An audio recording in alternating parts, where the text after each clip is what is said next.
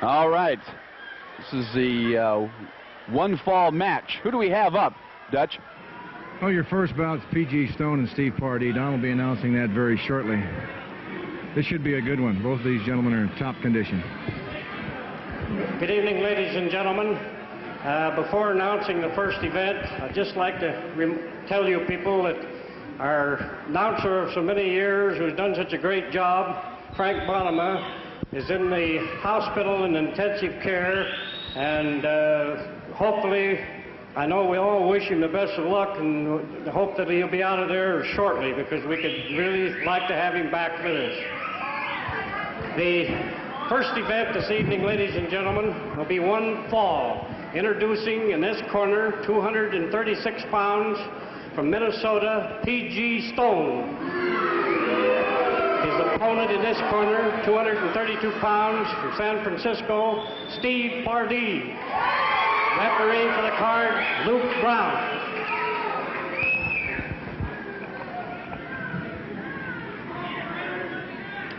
Who's our referee tonight, Dutch? That's big Luke Brown. Luke Brown's a veteran of the ring wars for some 25 years. He became a referee last year in St. Louis.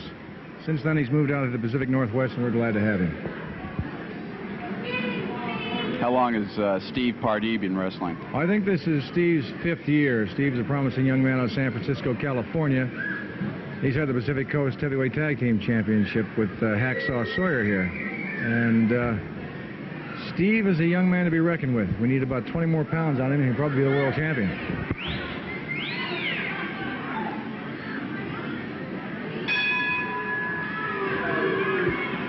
One fall, our first match underway.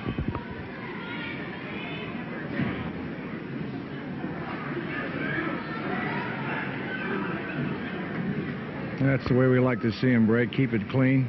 Fans enjoy a good scientific match.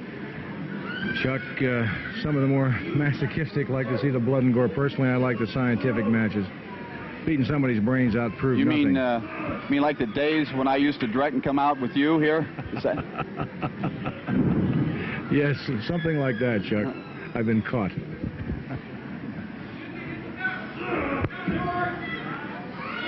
Steve's got a headlock on him. He took him down.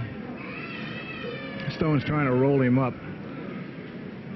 That's a very hard thing to do when you're from a headlock position, is roll another man up into a pinned position, because you can use your body weight to roll yourself back over the man's chest and back onto the seat of your britches. If you can keep him in that position and hold him down there, that does hurt. That's how you get your cauliflowered ears.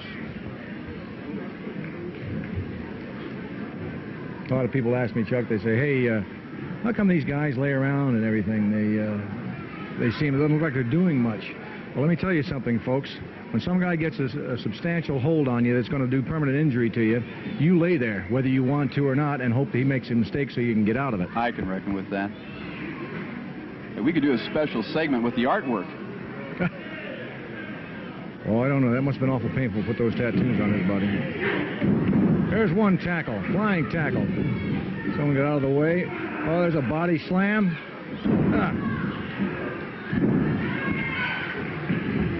All right, good look out. Here comes another slam from Pardee.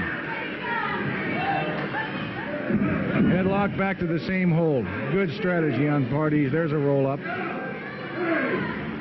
Now, you see what I'm talking about, Chuck? When he tried to roll him up there, he's got a lot of weight trying to hold in one position. If you can kick your legs to the right or the left, you can take yourself back over across the man's chest. I was also surprised on that second body slam. Fans might think we're kidding, but we could feel it all the way up here. You can feel it. The guys that feel it the worst are the people that are in the ring, Steve and this Stone fella. And you'll notice sometimes that ring comes up to meet you. Pardee's still working on those ears. Brown keeps a close eye on things. It's the worst position to have in the ring, the referee. Nobody likes the referee. All referees, right. Very, very important. Hardest job in the business. Standing headlock. Look how red Stone's head is from that. That's pressure. What's the best way to break a hold like that? Well, there's several different ways, and if you can possibly shoot the man off of the end of the ropes maybe you can make him make a mistake. Watch out. Oh, there's a rolling headlock from the ropes.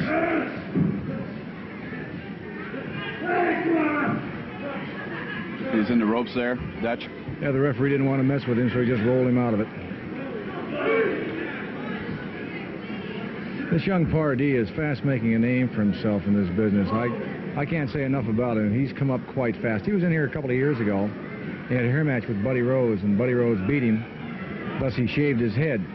Well, he was kind of embarrassed, so he left the area. He went to school, and he went to school well. He's come back in here, and I might add, in a period of 2 months, he became one half of the Pacific Coast Tag Team Championship. They do weight training locally? Some of them are on weights, some of them are strictly calisthenics. Some of them are in the ring 7 nights a week, most all of them are. There's a try for a pin. 2 and a kick out. Back to the headlock. Stay with it, Steve. That's the way to wear your opponent down. Some of them lift weights, some of them train various gyms. A lot of the guys just use calisthenics and a lot of running, Frank. I never went to the gym in my life. I once bench pressed 753 pounds. Then the jack broke. 750 pounds? And then the jack broke, yeah.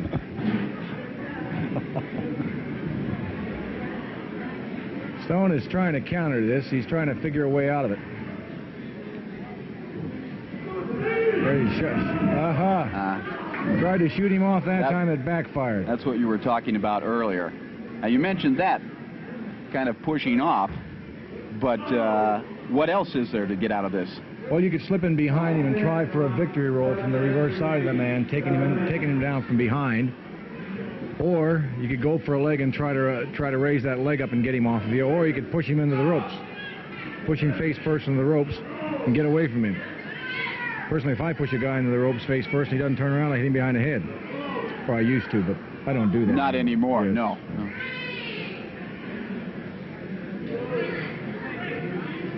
From the preliminary bouts up to the main event, nobody likes second money. You win, you get the lion's share. You lose, you get what they give you. Oh, there's a pin. There's a pin. 1, 2, and he's out of it. Salvaged it. Back to the headlock. Takes him down. I'll say this for Stone. I'll say this for Stone. He's very persistent. He's waiting for Pardee to make a mistake so he can make his move. How tall is Stone? Stone appears to me to be about 6'1", close to 6'2". He looks like he weighs about 238 pounds. And how about Steve? Steve's about 6 foot, maybe a good 6 foot, 6.5. Weighs about 240. Steve has a little more bulk on him. He's a little thicker than Stone is. Pushes him into the corner. There's a clean break. No, it isn't a kick.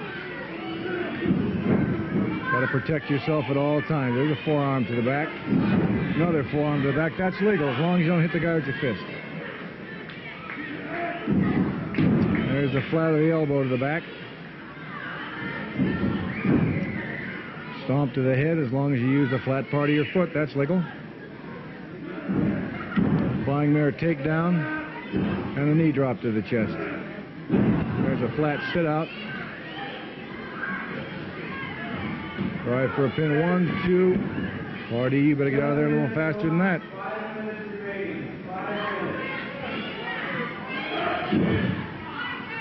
There's a nerve hold to the neck. A lot of guys call it the claw.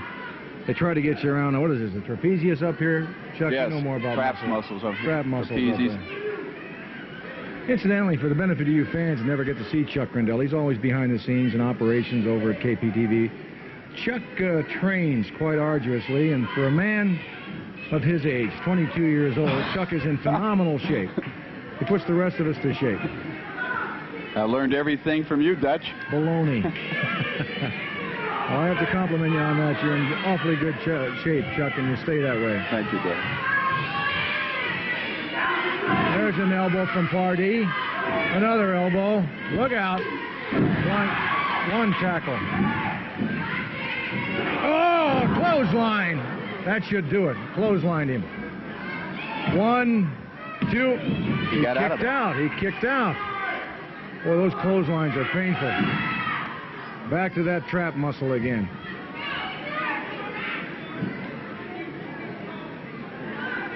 It's like a sleeper hold almost.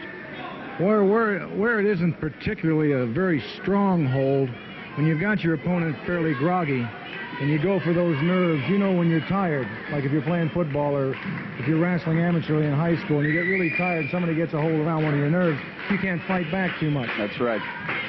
But I wouldn't stay with that hold forever, because a good smart wrestler will stick that hole in your ear for you.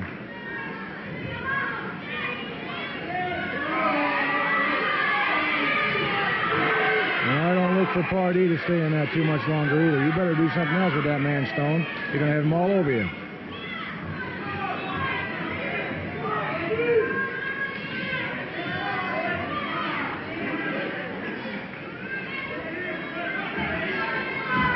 How quick it goes to offense to defense, Dutch. Constantly.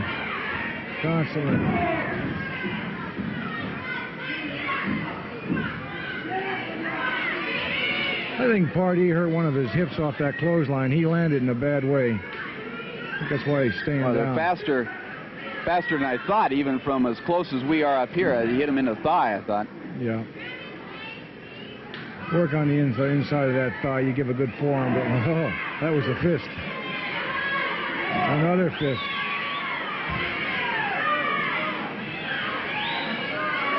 There's a body slam. That's 240 pounds. Bang. After taking 2 fists also. 1. Kick out on 2.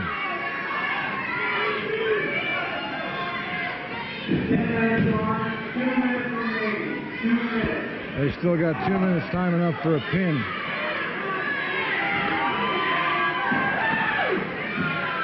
Now we're getting down to the bell lap.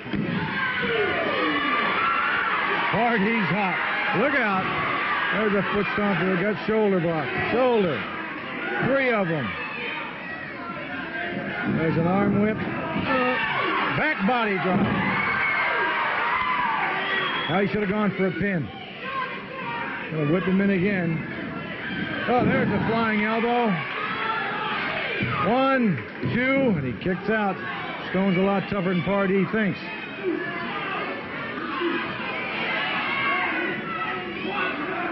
Another body slam. That's 5 I've counted in this bout. Were those chops in the throat there, Dutch?